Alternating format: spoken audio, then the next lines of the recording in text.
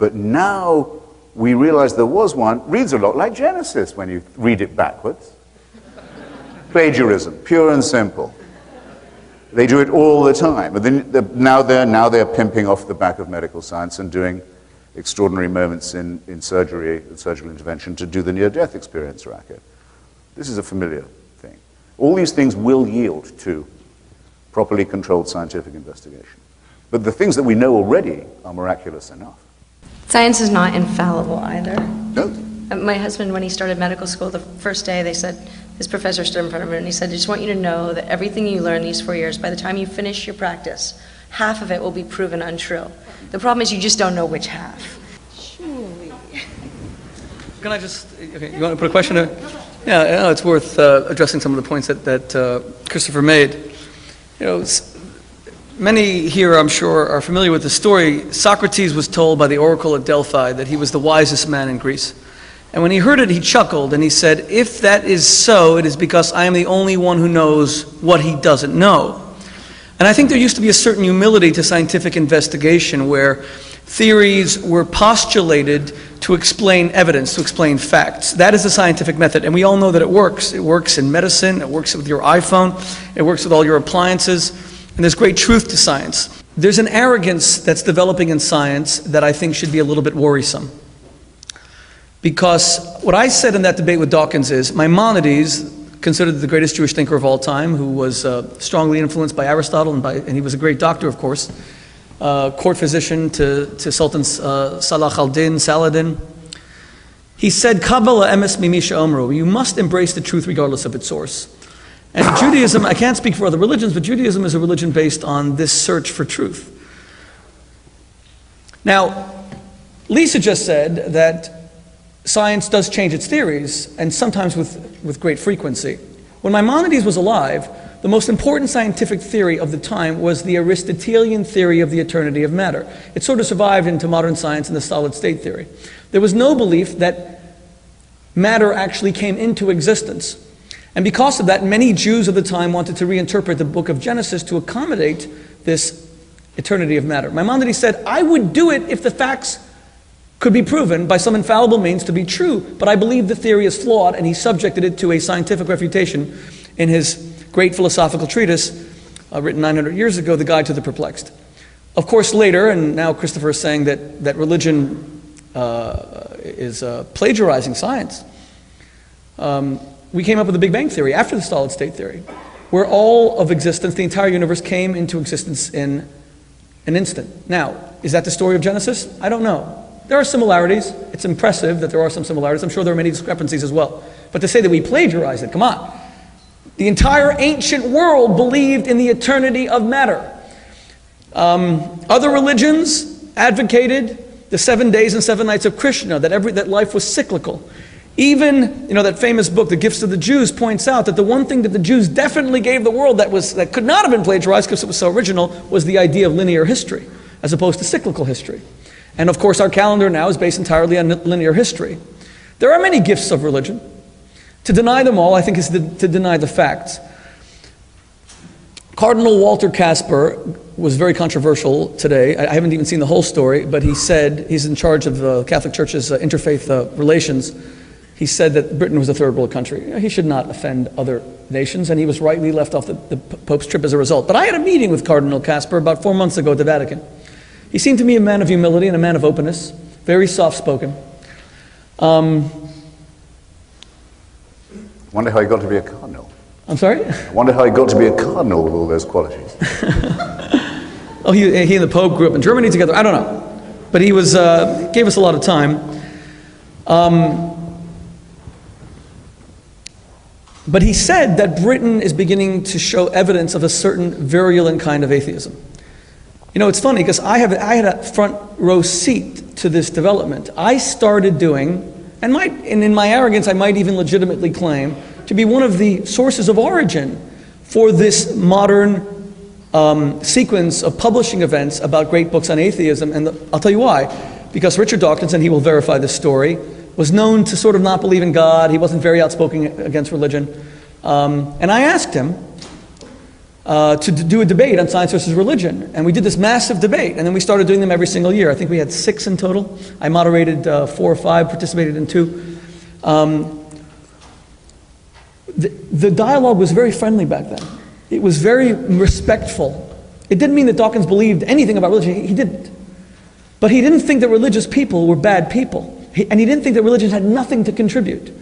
That's what we're hearing now, that it has nothing to contribute. And that everything, as Christopher just said, is going to one day be open to scientific rational investigation. Really? Does anyone here really believe that? Do you think we will ever truly understand the infinity of the cosmos? We might. But right now there's no reason to believe we ever will. It's too vast. Humans are mortal. And that's an act of faith. That is an act of pure faith. To say that we will one day understand, Christopher Hitchens has just said he has faith without any evidence that this will one day happen. On the contrary, the more we discover is the infinitesimal nature of man, and science is actually showing us that. And there's so many mysteries, and they may one day unravel and reveal our secrets to the human mind. They may not. Anyone here who is absolutely atheistic, agnostic, is certain there is no God. You still have many beliefs. You probably believe that the world is going to get better. Why are we all so upset that America is declining? 64% of people in the CBS poll just said that America is in serious decline. Why are you upset? Historical inevitability predicted this. It is inevitable. America will fall, period. You can elect the best president. You can have the best Congress. You can root out all political corruption, but history shows, as Oxford's greatest historian, who unfortunately was a little bit anti-Semitic, Arnold Toynbee, in the study of history, America will fall, as every civilization beforehand. So why are we doing all this? Why do we think it's not true, it's not inevitable? And there's no evidence to support any belief that it won't. None. All the evidence says we are doomed. It's happened before. It's called cyclical history, and there's no way out. No matter how much you want to identify, read all of Gibbon about how Rome fell, it's still inevitable because human beings are corrupt. And yet we still believe that we can perfect. That's a belief. No evidence whatsoever. In that sense, I think that, and let me conclude by saying, in that sense, I think that the religious ideas of linear history, our ability to make tomorrow better than today and give our children better lives than we ourselves had, that is a religious belief, and it doesn't make a difference if you don't believe in God, because again, it's unsupported by fact. If we were to take a scientific determinist view of life, it's quite gloomy and it's quite dark. The reason why I respect Christopher Hitchens, amidst some of our very serious disagreements, and let me conclude by saying, based on everything that I just said, is that he's different to all the other atheists. Honestly, I've discovered this in debating them. You see, he has a genuine love for humanity. Richard Dawkins will go up and say, I'm going to arrest the Pope because the Pope allowed the molesting of children, or as Christopher would call it, raping of children. I think you've used that in many of your essays. Rape and torture. Rape and torture. Okay, fair enough. Richard Dawkins suddenly loves children. He even wrote in his book that that religious parents, I think, should be prosecuted or not prosecuted. They should be stopped from giving their children religious education, etc. He suddenly cares about kids. Really? What's he done for kids? You mean only when the Pope comes to Britain he remembers there's kids?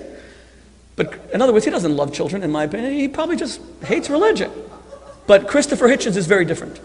He has shown throughout his life an absolute dedication to the human family.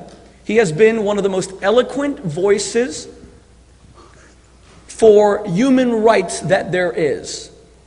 That's why I honor him, because at the end of the day, I don't care what a person believes, I care what they do. And in this sense, this is a great debate, but it doesn't really matter, because action is everything. Is Barack Obama a Muslim? He says he's a Christian, I believe him. But what if he were? Who cares? I don't care if he believes in the Starship Enterprise and speaks Klingon. As long as he's a good president, if he has values that I can respect, if he stopped the genocide in the Sudan, if he spoke out strongly against a woman who may be stoned to death in Iran, I don't care if he believes in the rafters of the ceiling. What does that bother me? I care what people do. In that sense, I don't care what Christopher Hitchens believes and doesn't believe. He's a champion of human rights, and we need more of them. The essays of his that I've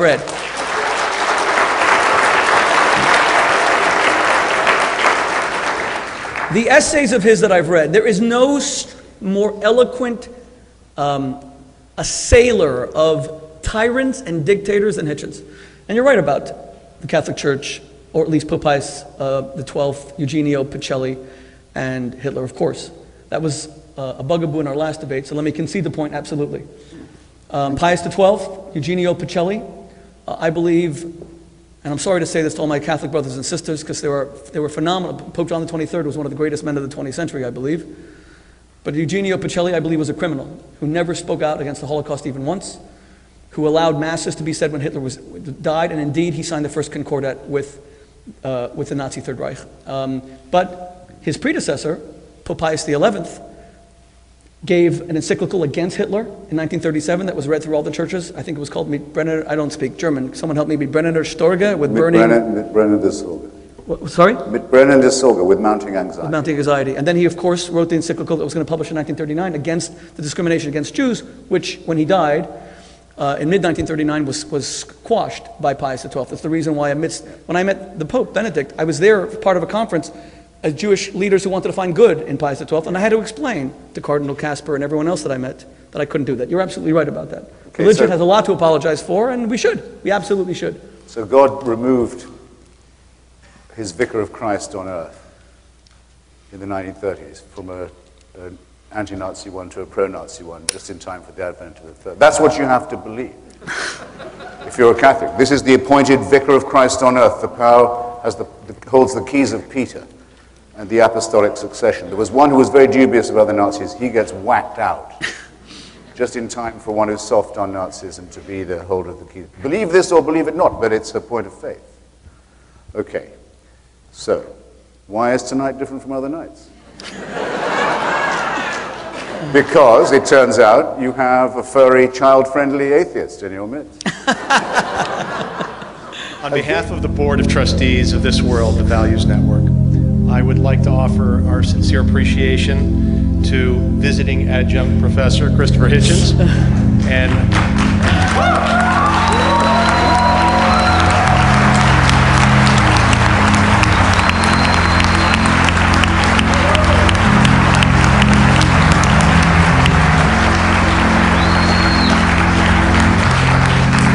America's best-known rabbi, Rabbi Shmuley Boteach.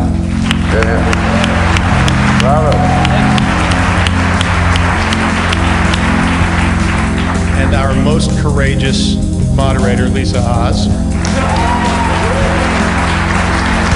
for treating us to a fascinating and intriguing dialogue this evening. Also, we want to thank all...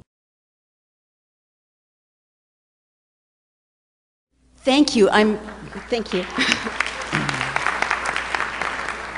Thank you. I'm delighted to be here, and please forgive me. I may need to run in the midst of your answers to pick up a child, if you know. But I'll move quickly. It's actually one for each of you. Christopher, it seems to me that these positions are somewhat dated, or the positioning is somewhat dated, in the sense that many Americans, in particular, tend to pick and choose from different faith traditions, or really have not much patience with religious orthodoxy, but pick and choose from different traditions to create an amalgam of a spiritual life. And do you have an objection to a life spent in good works, in which someone may be inspired by aspects of Hinduism or Buddhism or Judaism without holding any fealty to religious faith, if their felt perception is that a spiritual reality motivates them? And then I have one for you quickly. Okay. Well, I'll ask him quickly, and then I may need to scamper mid-answer. But the one for you is, I'm perfectly prepared to believe that Jews are great, but if we're so great, why don't we proselytize? Why do we? Why don't we proselytize? Oh. Okay. All right, well, Thomas Jefferson at one point writes to his nephew, I think it's Peter Carr, saying, there will be a time when every young American of intelligence will be Unitarian. Seems stupid now. Unitarians are still around. They produce the Jefferson Bible, which is the well-snipped version that takes out the supernatural, leaves you a very short book, and also snips out the immoral, which makes it even more prunable. And they believe, as you know, in one God maximum. But actually, Jefferson's prediction wasn't that far off. Among students I know, and from the impression I get of the middle-class press and media, the general tendency is to a kind of cafeteria, a la carte religion. selected from some kinds of Eastern cults sometimes, from a few of the tenderer bits of the Beatitudes, from some of